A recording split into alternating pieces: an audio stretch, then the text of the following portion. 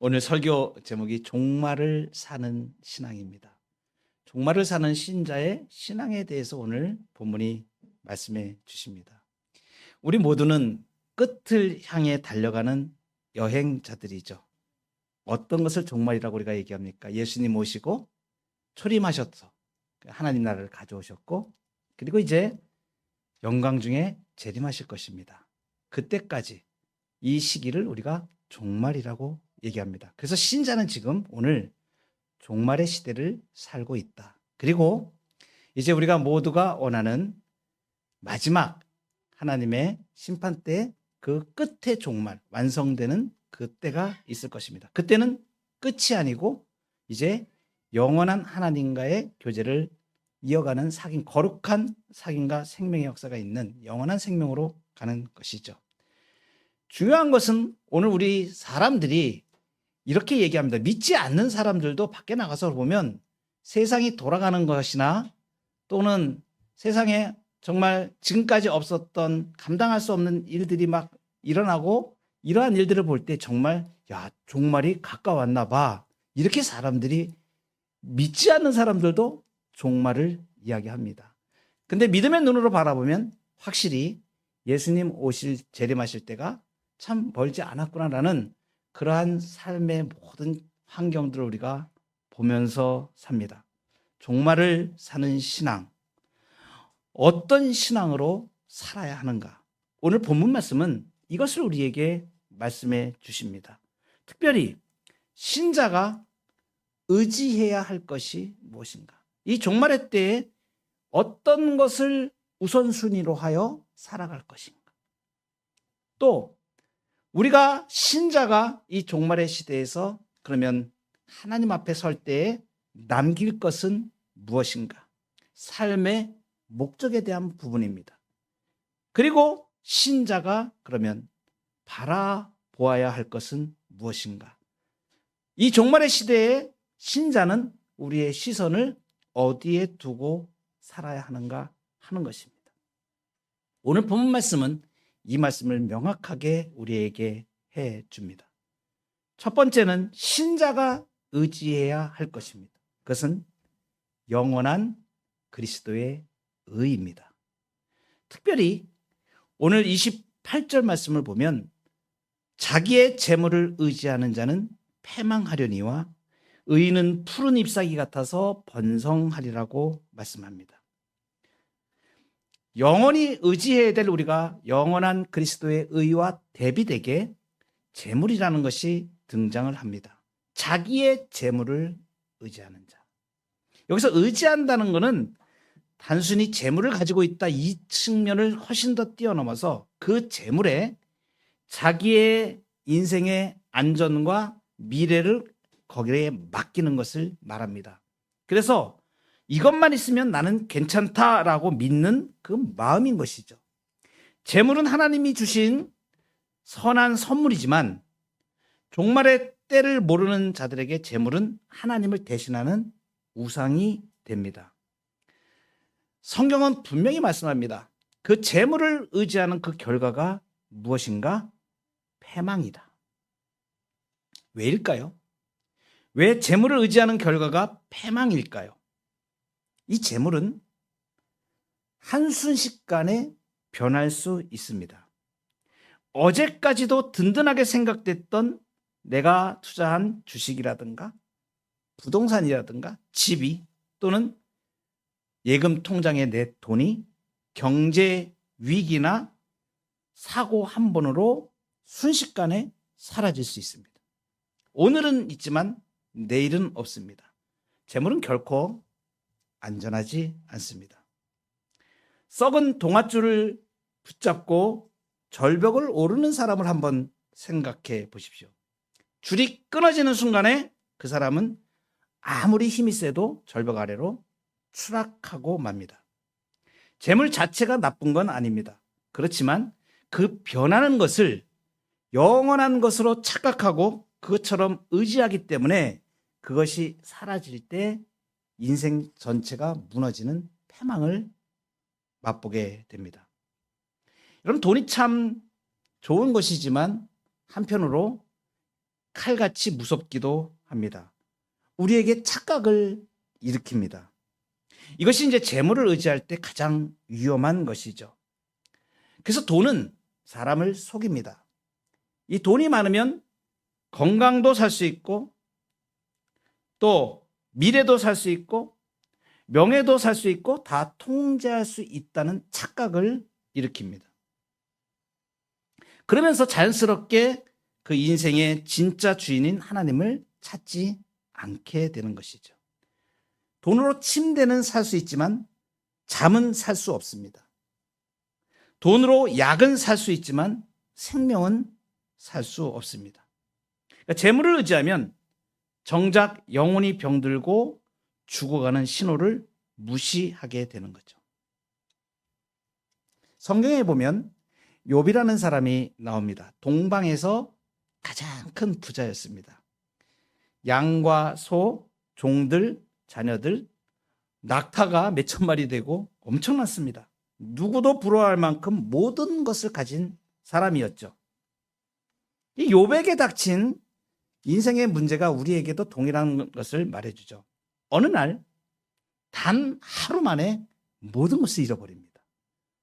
그 많은 재산과 종들과 사람들, 자기 자녀, 자식들까지 단 하루 만에 재산이 무너지고 자녀들이 죽고 건강까지 무너지고 자기 몸에 병이 들게 되죠.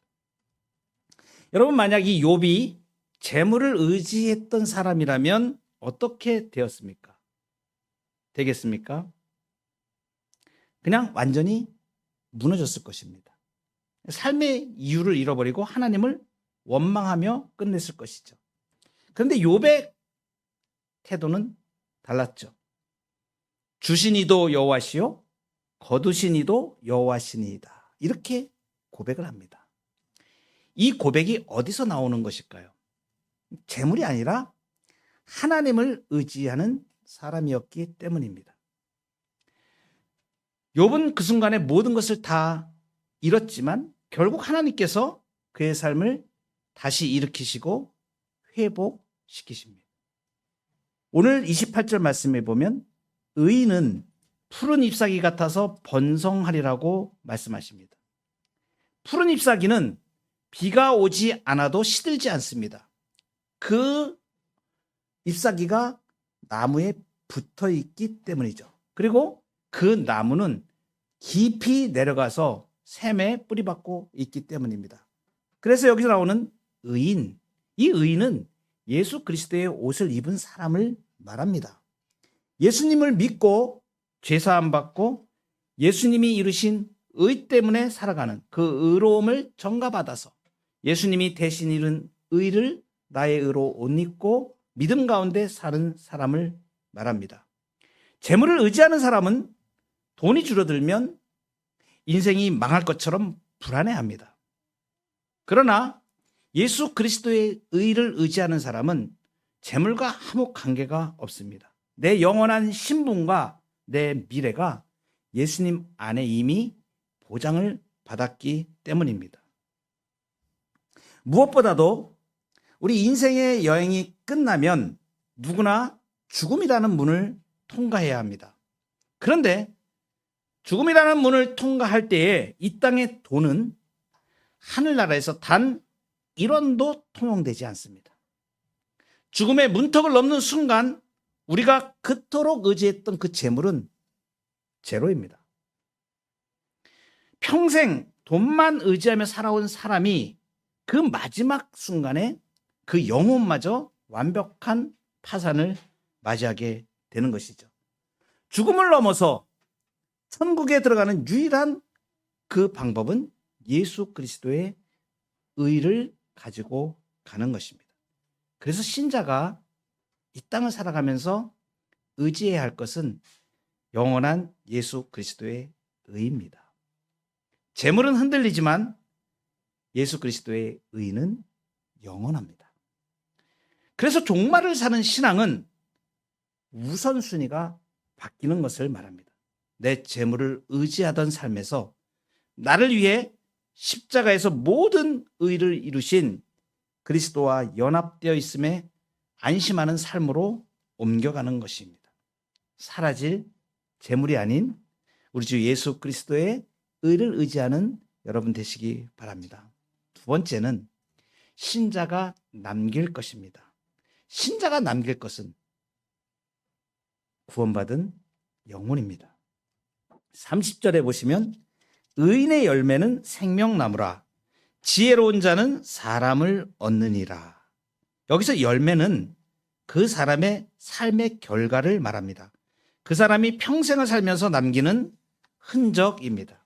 그래서 오늘 본문은 의인이 남길 영원한 열매가 있다라고 말합니다. 바로 예수 그리스도를 믿고 살아가는 우리에게 말씀하시는 것입니다. 무엇을 열매로 남길 것인가?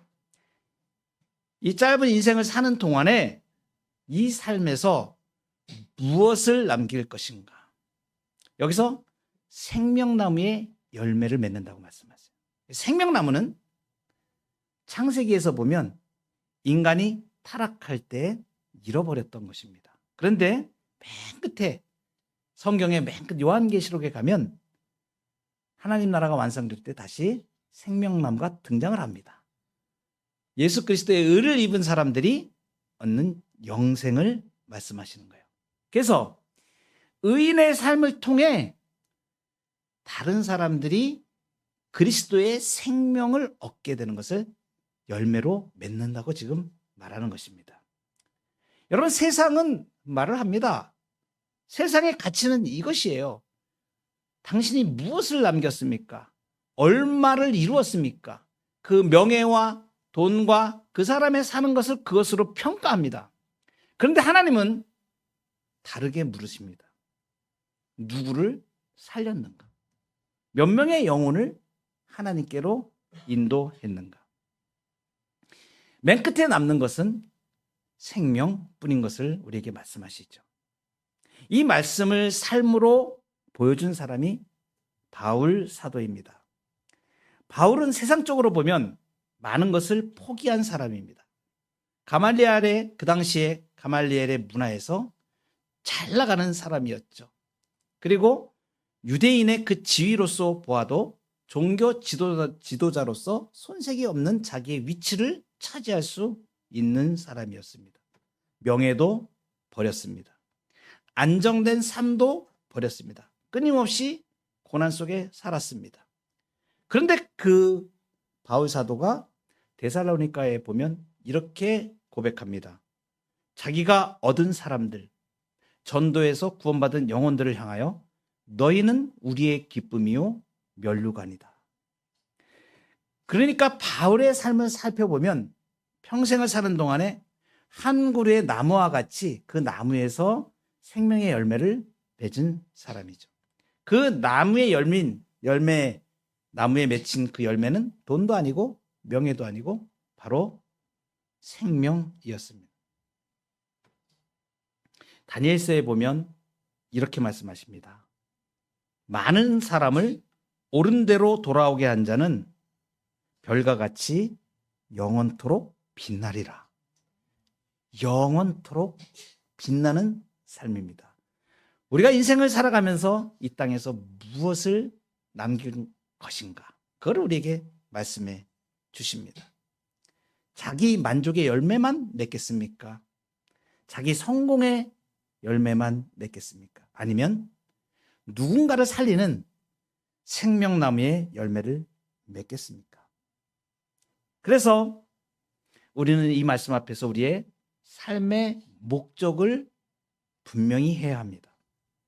나를 위한 삶에서 이제는 사람을 살리는 삶으로. 신자가 남길 것은 구원받은 영혼입니다. 수요일마다 가스펠런으로 전도하는 우리가 훈련을 지금 하고 있습니다. 제가 감동을 받는 것은 무엇이냐면 같이 공부하는 우리 성도님들이 가장 먼저 이 복음, 생명의 복음을 전할 사람을 자기 가족 중에서 찾고 있다는 사실이에요. 평생 동안 예수 그리스도의 생명의 복음을 증거하여 같이 구원의 은총을 누리고 천국에서 영원토록 그 복된 삶을 누리기를 소망하는 그 간절한 마음을 제가 같이 나누면서 저도 역시 마찬가지로 오늘 아직까지 구원받지 못한 우리 가족들을 향하여 순위를 매겨갑니다. 이 사람들에게 이 생명의 복음을 전해야 되겠구나. 지금까지는 내가 할 수 없어서 어떻게 해야 될지 몰라서 몰랐는데 이제는 그것을 하나씩 내 것으로 내 입에서 생명의 복음이 흘러나오는 이 복된 일을 준비해 가는 이 과정을 보면서 제가 참 감동을 받습니다. 반드시 그 생명의 열매가 맺을 것입니다. 마지막으로 우리가 주목해야 할 것이 있습니다. 그것은 하나님의 확실한 심판과 보응입니다. 그래서 신자가 바라보아야 할 것, 그것은 하나님의 보응입니다. 31절을 보시면 보라, 의인이라도 이 세상에서 보응을 받겠거든 하물며 악인과 죄인이리요. 이 31절은 엄중한 경고를 담고 있습니다. 의인이라도 이 세상에서 보응을 받는다. 이 말씀은 뭐냐면 하나님을 사랑하는 자녀라도, 하나님이 사랑하시는 그 자녀라도 그들이 잘못했을 때 이 땅에서 징계와 연단을 통해 그들을 다스리신다는 것을 말씀해 주십니다. 이것은 하나님의 공의로운 측면을 말씀하시는 거예요. 하물며 하나님이 자기가 사랑하는 자녀도 잘못했을 때 징계하고 연단하시는데 하나님을 거역한 악인과 죄인은 어떤 심판을 받게 될 것인가? 훨씬 더 크고 무겁다는 것을 우리에게 말씀해 주시는 것이죠. 우리는 살아가면서 종종 이런 생각을 합니다. 악한 사람이 더 잘 되는 것 같아 보입니다. 정직하게 사는 사람이 손해를 보는 것 같습니다. 그러나 성경은 분명하게 우리에게 말씀하십니다. 보응이 있다. 하나님의 심판이 있다. 그리고 그 보응은 반드시 이루어진다. 이 사실을 분명하게 보여주는 예화가 누가복음 16장에 예수님이 말씀하신 말씀이 있습니다. 바로 부자와 거지 나사로의 이야기입니다. 부자는 자색옷과 고운 베옷을 입고 날마다 호화롭게 즐기면서 삽니다. 그의 집 대문은 늘 잔치소리로 가득했고 세상 사람들은 그를 보면서 와, 진짜 복받은 사람인가 봐, 이렇게 부러워했죠. 그런데 그 집 바로 문 앞에 거지가 누워 있습니다. 이름은 나사로입니다.